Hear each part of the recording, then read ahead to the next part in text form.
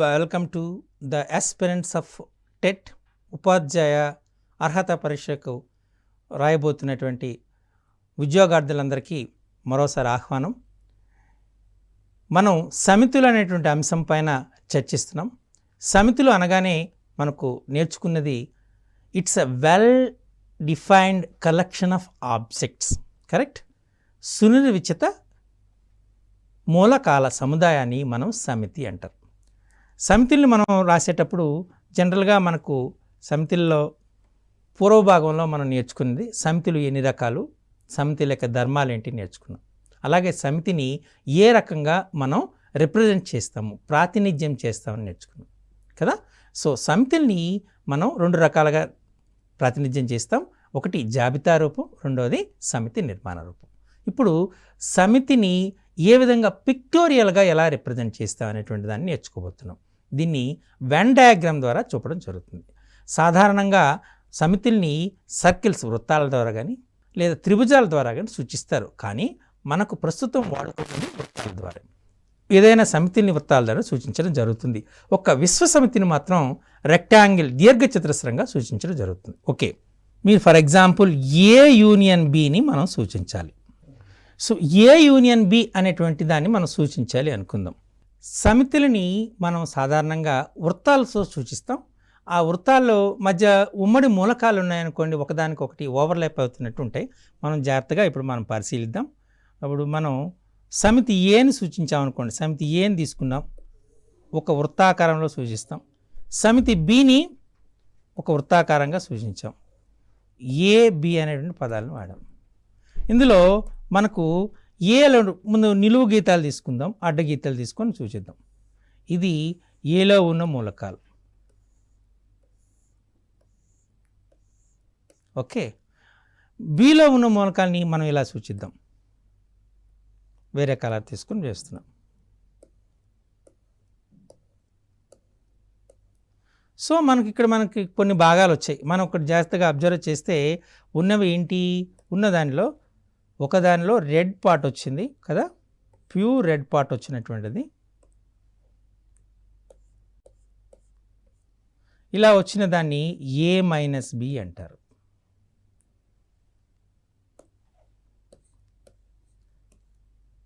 నిలువుగా వచ్చిన వాడిని B-A అంటారు.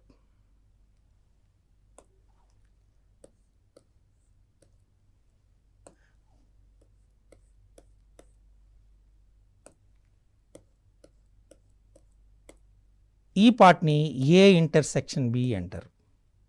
ఈ మొత్తాన్ని ఏ యూనియన్ బి అంటారు.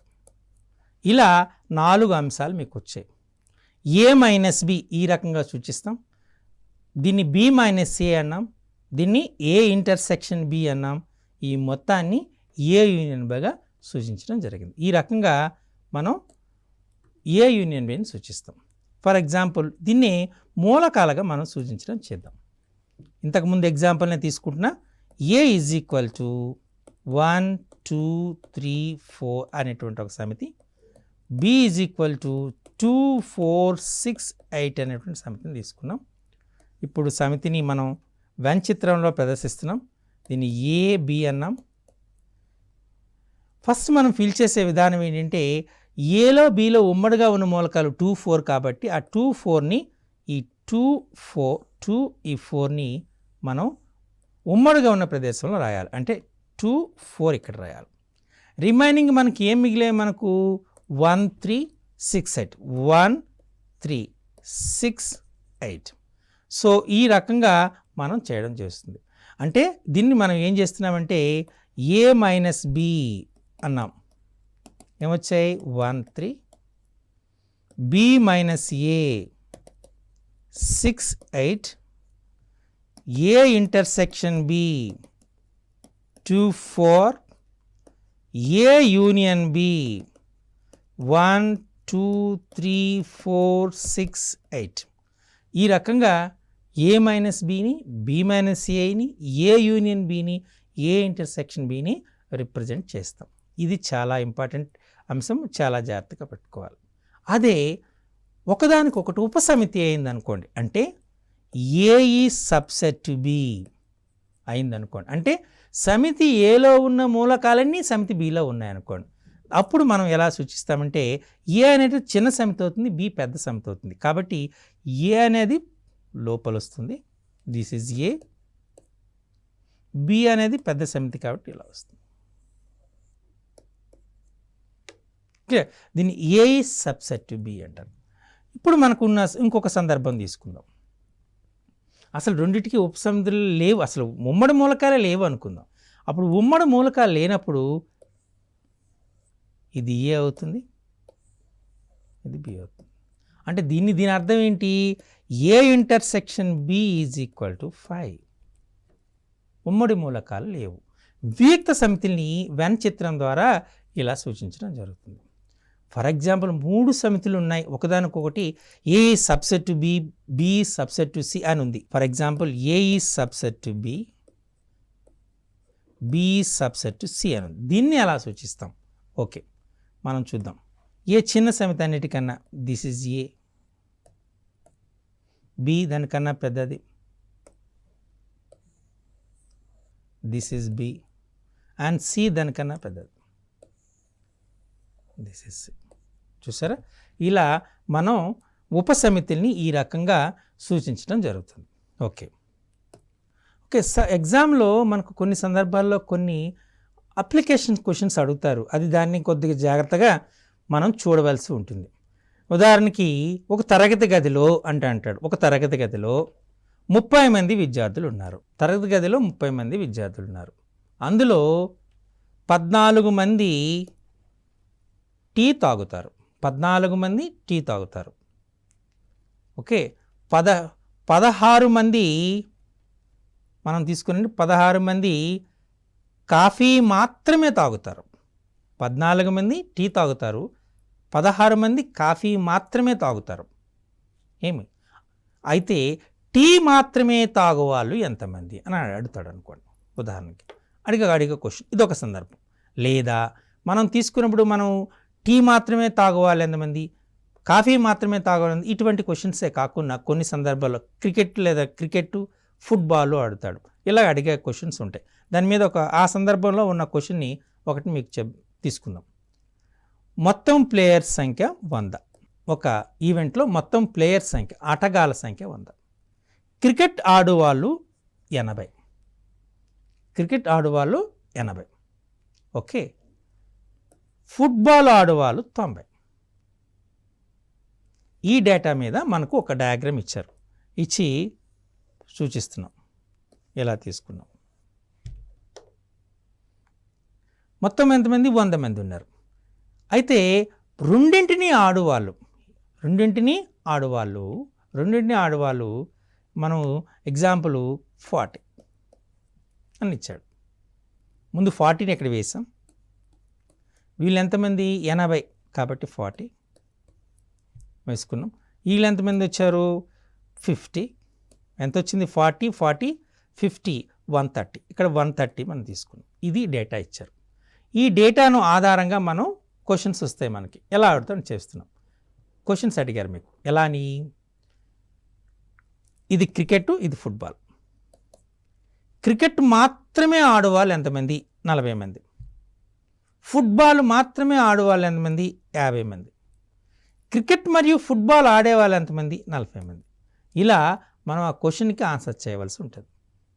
ఓకే, సో దీనిపైన మనకు మరికొన్ని క్వశ్చన్ని ప్రాక్టీస్ చేసే ముందు మనం చూద్దాం. ఇందులో మొట్టమొదటిగా సెట్ బిల్డర్ ఫామ్ అనేటువంటి చాలా ఇంపార్టెంట్.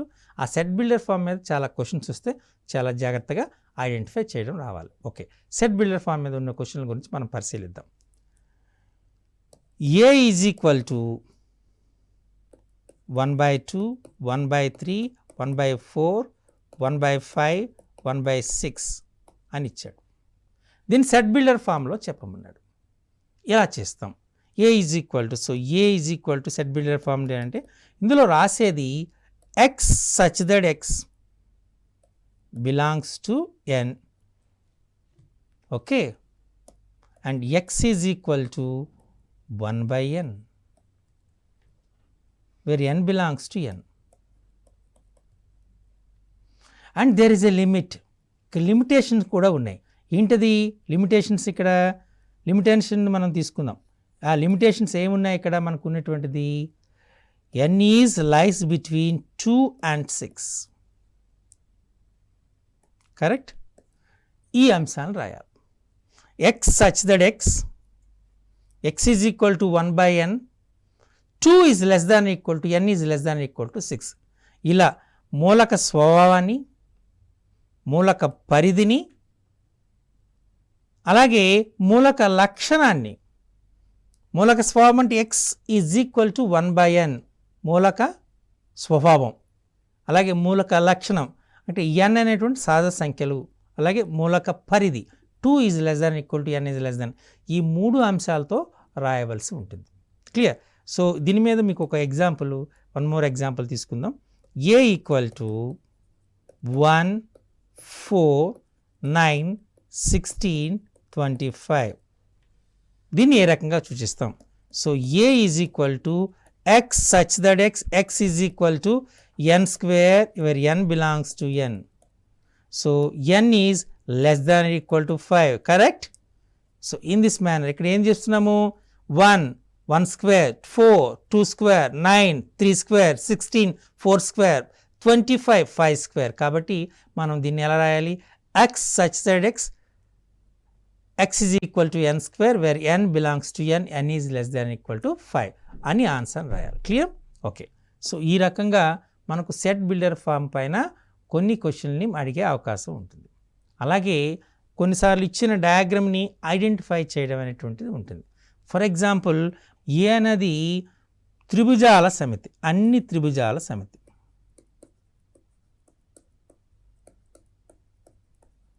అన్ని త్రిభుజాల సమితి ఇది ఏ. బి రెండవ దాన్ని తీసుకున్నాం, సమబాహు త్రిభుజాల సమితి. సమబాహు త్రిభుజాల సమితి బి. సి తీసుకున్నాం, సమద్విబాహు త్రిభుజాల సమితి.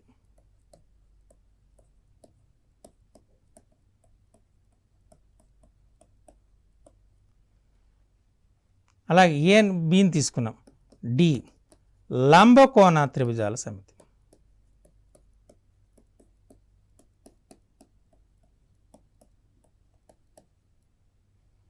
అండ్ ఈ తీసుకున్నాం, విషమబాహు త్రిభుజాల సమితి.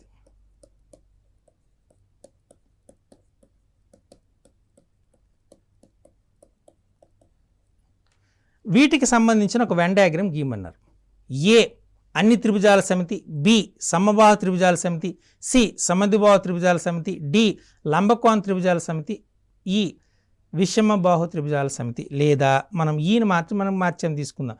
ఇది అల్పకోణ త్రిభుజాల సమితి. ఈని నేను మార్చేస్తున్నా, దీన్ని ఏం చేస్తున్నాను? అల్పకోణ త్రిభుజాల సమితి అన్నాను. అల్పకోణ త్రిభుజాల సమితి ఇది ఇచ్చాం. చేసుకుని వెన్ డయాగ్రామ్ గీయమని చెప్పాను. ఇప్పుడు వెన్ డయాగ్రామ్ గీస్తున్నాం. వెన్ డయాగ్రామ్ చూడండి, ఫస్ట్ మనం రిలేషన్ తీసుకుని ఏ అన్నిటికీ సమితి చదువుతుంది. ఫస్ట్ది మన ప్రీవియస్ పేజ్ మనం ఒకసారి చూస్తే ఏముంది మనకు? బి సమబాహు త్రిభుజాల సమితి, సి సమద్విబాహు త్రిభుజాల సమితి. అన్ని సమద్విబాహు త్రిభుజాలు, all isosceles triangles are not equilateral triangles, but all equilateral triangles are isosceles triangle. అన్ని సమబాహు త్రిభుజాలు సమద్విబాహు త్రిభుజాలే, కానీ అన్ని సమద్విబాహు త్రిభుజాలు సమబాహు త్రిభుజాలు అవసరం లేదు. అంటే ఈ దాంట్లో పెద్దది ఏంటి? C is a big one. Correct? So C is subset to B. Correct? So now come to the next one. C is subset to B. This is the first one. Okay. Now come to the previous one. B కి D కి మధ్య సంబంధం చూద్దాం. లంబకోణ త్రిభుజాల సమితి, సమబాహు త్రిభుజం. బీలు deal అనేటువంటిది సమబాహు త్రిభుజాలు, లంబకోణ త్రిభుజాలు రెండిట్లు వేరు వేరు రకాలుగా చెప్తాయి. సమబాహు త్రిభుజాలు అంటే అన్ని భుజాలు సమానం ఉండాలి, అన్ని కోణాలు సమానం ఉండాలి, ప్రతి కోణం 60 డిగ్రీలు ఉండాలి. లంబకోణ త్రిభుజంలో ఒక కోణం లంబకోణం ఉండాలి, ఒక కోణం లంబకోణం అనేటువంటి తీసుకున్నాం. ఇక్కడ అన్ని కోణాల్లో లంబకోణాలు అనేటువంటిది సాధ్యం కాదు, అలానే ప్రతి కోణము 60 డిగ్రీలు ఉండే సామర్థ్యం కాదు. కాబట్టి ఏ సమబాహు త్రిభుజము లంబకోణ త్రిభుజం కాదు, ఏ లంబకోణ త్రిభుజము సమబాహు, అంటే బీడీలు వియక్త సమితులు అవుతాయి. సో మనం ఇంకోటి ఏమొచ్చింది? B intersection D is 5. Correct? B intersection D is 5. Okay. Now coming to the next. Bకు ఈకు తీసుకుందాం. B అల్పకోణ త్రిభుజాల సమితి. సంభావ్య త్రిభుజాలు అన్ని కోణాలు 60 డిగ్రీలు ఉంటాయి. కాబట్టి అన్ని అల్పకోణాలు తీసుకుంటే ఆ 60 డిగ్రీలు అల్పకోణమే కదా. అంటే అన్ని సమబాహు త్రిభుజాలు అల్పకోణ త్రిభుజాలే. బట్ అన్ని అల్పకోణ త్రిభుజాలు B subset E. Correct? Okay. So మనం ఇక్కడ తీసుకున్న concept B subset E. B subset to C, B subset to E and B intersection D is equal to 5. Okay. Now come to the next one. Previous చూద్దాం. Cకు Dకి మధ్య ఉన్నటువంటి సంబంధం చూద్దాం. C అనేది సమద్విబాహు త్రిభుజాల సమితి, D అనేది లంబకోణ త్రిభుజాల సమితి. కొన్ని సమద్విబాహు లంబకోణ త్రిభుజాలు ఉంటాయి. అంటే C intersection D is equal to 5. Finite set. Correct? It's a finite. కొన్ని ఉంటాయి. నెక్స్ట్ ప్రీవియస్కి వెళ్దాం. అలానే సికి ఈకి మధ్య సంబంధం. సమద్విబాహు త్రిభుజాలు అల్పకోణ త్రిభుజాలు, కొన్ని సమద్విబాహు త్రిభుజాలు అల్పకోణ త్రిభుజాలు అవుతాయి. కాబట్టి సి ఇంటర్సెక్షన్ ఈ ఫైనైట్, అంటే ఈ రెండింటికి మధ్య కొన్ని ఉంటుంది. ఓకే.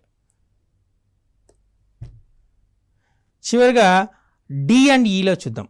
లంబకోణ త్రిభుజాలు D intersection E is equal to 5. ఎందుకు? లంబకోణ త్రిభుజాలు అల్పకోణ త్రిభుజాలు రెండు రకాలైనటువంటి త్రిభుజ రకాలు కాబట్టి చూద్దాం. D intersection E is equal to 5. ఇప్పుడు వ్యాంఛిద్రంకి ఇద్దాం. ఇది అన్ని త్రిభుజాల సమితి, విశ్వ సమితి కాబట్టి. ఓకే. ఇక్కడ ఏమిచ్చాడు మనకు ప్రీవియస్లో చూద్దాం. C intersection D is finite and C intersection E is finite. C intersection D and C intersection E is finite. So మనం చూడవలసింది ఏంటంటే సికు డికు మధ్య, సికి ఈకు మధ్య ఇంటర్సెక్షన్ ఉంటుంది. కరెక్ట్?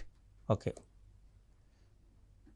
దీన్ని సి అనుకున్నాం, దీన్ని డి అనుకున్నాం. ఈ రెండింటి మధ్య ఇది డికి ఈకి మధ్య సంబంధం, ఇంటర్సెక్షన్స్ ఉన్నాయి. Okay. And D and E are very clear. D intersection is finite. Correct? And B intersection D is finite. బికు డికి మధ్యలో ఏ విధమైనటువంటి ఇంటర్సెక్షన్ ఉండకూడదు. అంటే మనకు సెపరేట్గా మనం తీసుకుని, అలాగే బీకు ఈకు మధ్య ఏమైనా సంబంధం ఉందా చూద్దాం. బీకు ఈకు, సో బి అండ్ ఈ, బి అనేటువంటిది ఇంకా దీని ముందు పోదాం. బిఈ సంభావ్య త్రిభుజాలు బి సబ్సెట్ యు అని చెప్పుకున్నాం కదా. B subset E, so B E subset U అంటే ఈని కలిగి ఉంటుంది B. Correct? B subset, B అనేటువంటిది ఇందులో ఉంటుంది, ఈలో ఉంటుంది, ఇలా ఉంటుంది. ఇది బి. కరెక్ట్? ఓకే. సో అలా B intersection D is 5 as you know that. C intersection E is finite. మనం సి ఇంటర్సెక్షన్, అలాగే B E subset to C అన్నాం. B E subset to C. B E subset means it's a part, కాబట్టి ఈ సిలోనే కలిగి ఉంటుంది. ఈ రకంగా మనకు వెన్ డయాగ్రామ్ వస్తుంది. క్లియర్? సమ్ టైమ్స్ మనకు ఎగ్జామినేషన్లో కాంప్లికేషన్ క్వశ్చన్స్ ఇచ్చినా వాటిని జాగ్రత్తగా అబ్జర్వ్ చేస్తే ఆన్సర్ అక్కడే ఉంటుంది. కాబట్టి వెన్ డయాగ్రామ్ క్వశ్చన్స్ ఏమొచ్చినా మీరు సులభంగా వాటిని ఆన్సర్ చేసే అవకాశం ఈజీగా ఉంటుంది. కాబట్టి చాలా జాగ్రత్తగా చూడాలి, ఈజీగా స్కోర్ చేయొచ్చు మీరు. సో రిలేషన్స్ ఉన్నాయి. N of A union B is equal to n of A plus n of B minus n of A intersection B. This is very very important relation. అలాగే n of A minus B, మనం A minus B మనం చెప్పాలనుకోండి, simply n of A minus n of A intersection B అని చెప్పచ్చు. అలాగే n of B minus A means n of B minus n of A intersection బిగా చేయొచ్చు. ఇవి చాలా important relations, మీరు జాగ్రత్తగా గుర్తుపెట్టుకొని ఎగ్జామినేషన్ చేసే ఛాన్సెస్ ఉంటాయి. N of A union B is equal to n of A plus n of B minus n of A intersection B. N of A minus B is equal to n of A minus n of A intersection B. N of B minus A is equal to n of B minus n of A intersection బిగా చెప్పచ్చు. Okay. ఇందులో మనకు కొన్ని సందర్భాలు ఉన్నాయి. ఏ ఈ subset to B అయింది అనుకోండి, అంటే ఏలో ఉన్న మూలకాలన్నీ బిలో ఉన్నాయి అనుకోండి. అప్పుడు ఏ సబ్సెట్ బి ఏమవుతుంది, A union B is equal to B అవుతుంది. గుర్తుపెట్టుకోండి, very important. A intersection B is equal to A అవుతుంది. సో మనం ఇప్పుడు ఈ రిలేషన్ రాద్దాం. N of A union B is equal to ఏమవుతుంది, ఎన్ of A plus n of B minus n of A intersection B. ఇది కదా relation.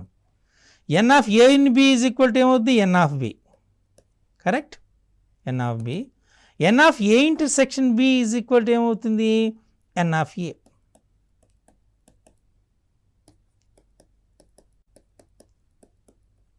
మీరు observe చేయండి, మనకు చివరిగా ఇది రిలేషన్ వస్తుంది. కాబట్టి వీటిని చాలా జాగ్రత్తగా ఈ రెండు రిలేషన్స్ గుర్తుపెట్టుకోవాలి.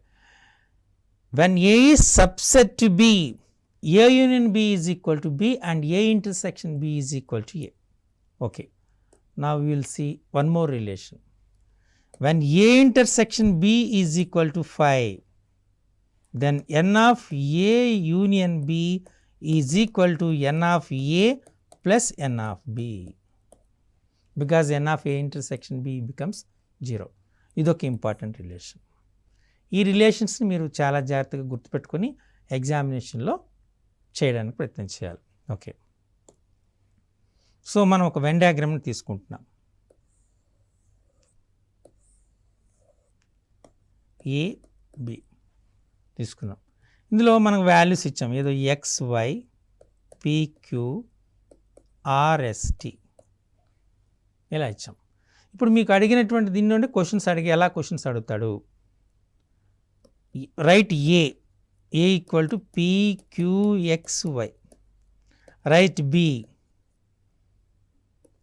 RSTXY, write A intersection B XY, write A minus B PQ, write B minus A RST. ఈ రకంగా మనకు అడిగే ఛాన్సెస్ ఉంటాయి. ఇప్పుడు 2 సెట్స్ ఉన్నాయి, కొన్ని సందర్భాల్లో 3 సెట్స్ కూడా ఇచ్చి అడిగే ఛాన్సెస్ ఉంటాయి.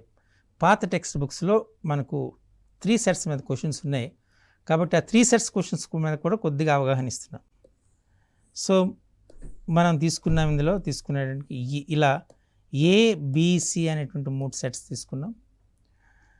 ఈ పార్ట్ అనేటువంటిది మనకు this one is A intersection B intersection C అవుతుంది. ఈ మొత్తాన్ని A union B union C అవుతుంది. ఈ రకంగా మనకు 3 సెట్లు ఇచ్చేటప్పుడు ద వెన్ డయాగ్రామ్ ఉంటుంది. వీటిపైన క్వశ్చన్స్ వచ్చే అవకాశం చాలా తక్కువగా ఉంటుంది, అది గుర్తుపెట్టుకొని చేయాలి. ఓకే, సో మనకు ఈ వెన్ డయాగ్రామ్ పై వచ్చే క్వశ్చన్లు మీరు అబ్జర్వ్ చేశారు. అలాగే సెట్ బిల్డర్ ఫామ్ పై ఇచ్చారు. సెట్ బిల్డర్ ఫామ్ ఇచ్చి కొన్ని సందర్భాల్లో మీకు రోస్టర్ ఫామ్లో కూడా రాయమంటారు. అంటే ఎలా అంటే, so A is equal to x such that X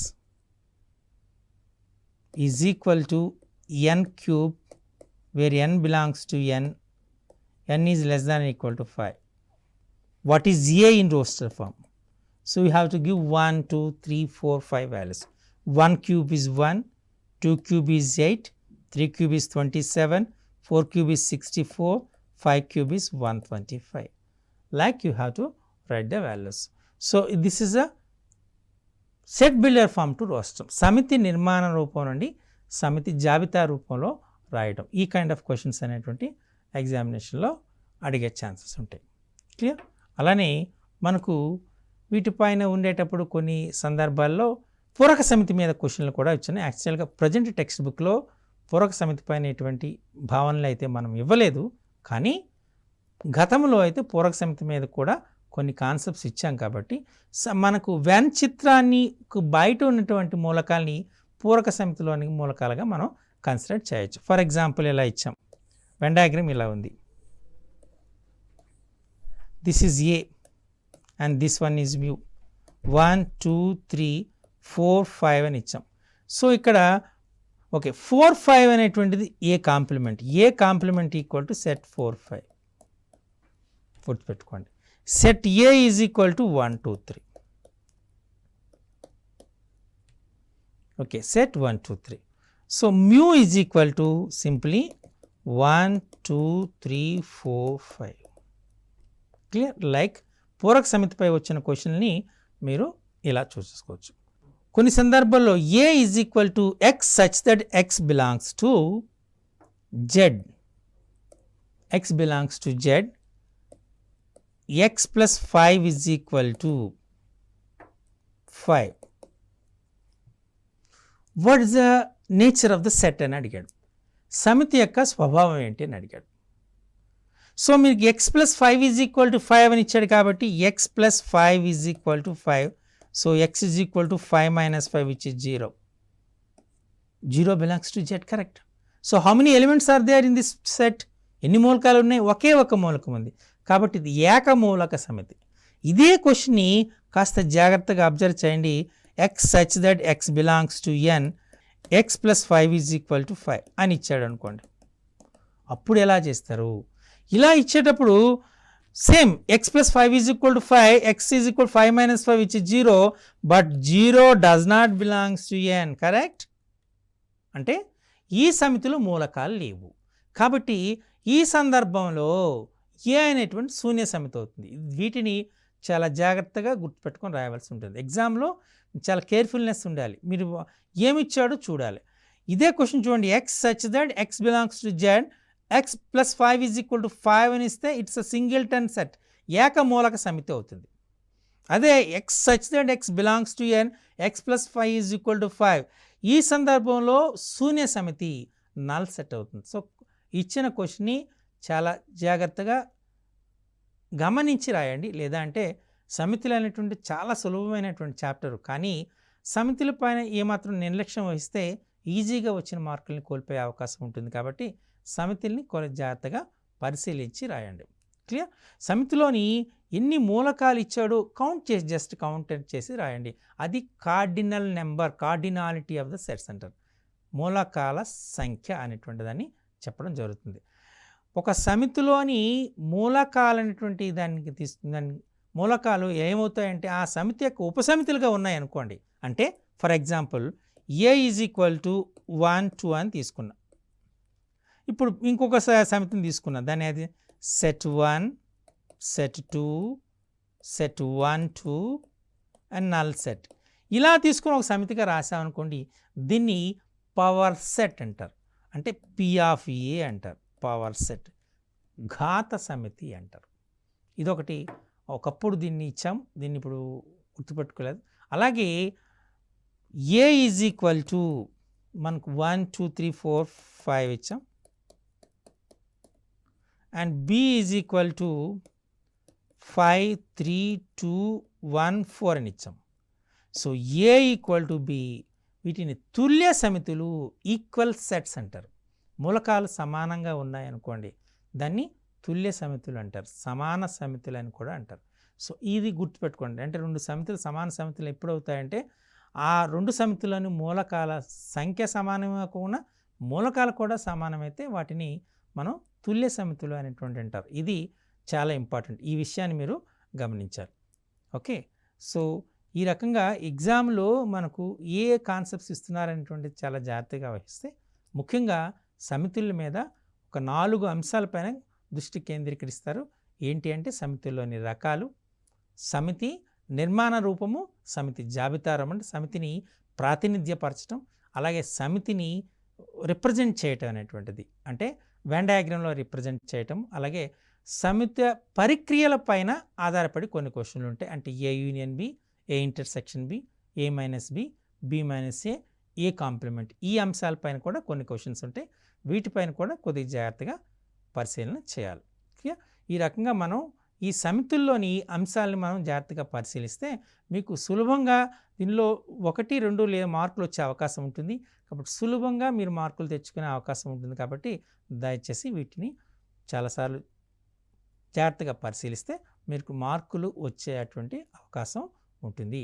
ఇక్కడ మనం ఉపసమితి అన్నాం. ఆ ఉపసమితి ఒకవేళ రివర్స్లో రాసామనుకోండి, చూడండి, ఏ ఈజ్ సబ్సెట్ బి అన్నాం, correct?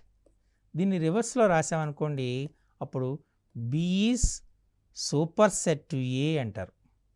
B is superset to A. ఇలా సబ్సెట్ని రాసామనుకోండి, దాన్ని రివర్స్లో రాస్తే దాన్ని సూపర్ సెట్ అంటాం. అలాగే కొన్ని సందర్భాల్లో A subset or equal to B అంటారు. A subset or equal to B అంటే సమితి సమానము లేదా ఉపసమితి అనేటువంటి subset or B equal to B అనేటువంటి సందర్భం, ఈ సింబల్ని subset or equal to B అంటారు. Every null set is a subset to itself. ప్రతి శూన్య సమితి ఒక సమితికి ఉపసమితి. ప్రతి సమితి దానికి అదే ఉపసమితి. ఇదొక గుర్తుపెట్టుకోండి. ప్రతి సమితి దానికి అదే ఉపసమితి. ప్రతి సమితికి శూన్య సమితి ఒక ఉపసమితి అవుతుంది. ఈ రెండు అంశాలు చాలా జాగ్రత్తగా. మూలకాలు లేని సమితిని శూన్య సమితి అంటారు. ఉమ్మడి మూలకాలు లేని సమితిని వియుక్త సమితులు అంటారు. అంటే A intersection B is equal to 5 అయితే ఆ రెండు సమితుల్ని వియుక్త సమితులు అనేటువంటి అంశం ఉంది. ఇది సో ఈ రకంగా సమితుల్ని మనం సమితుల యొక్క చాప్టర్ని జాగ్రత్తగా పరిశీలిస్తే సులభంగా మార్కులు తెచ్చుకునే అవకాశం ఉంటుంది. కాబట్టి వీటిని మరోసారి, ఇది ప్రజెంట్ 10th క్లాస్ టెక్స్ట్ బుక్లో ఉంది, రెండవ చాప్టర్గా ఉంది. సో ఈ రెండవ చాప్టర్లో ఉన్న టెక్స్ట్ బుక్ని మరోసారి జాగ్రత్తగా పరిశీలిస్తే ఖచ్చితంగా మీకు మంచి మార్కులు వచ్చేటువంటి అవకాశం ఉంటుంది.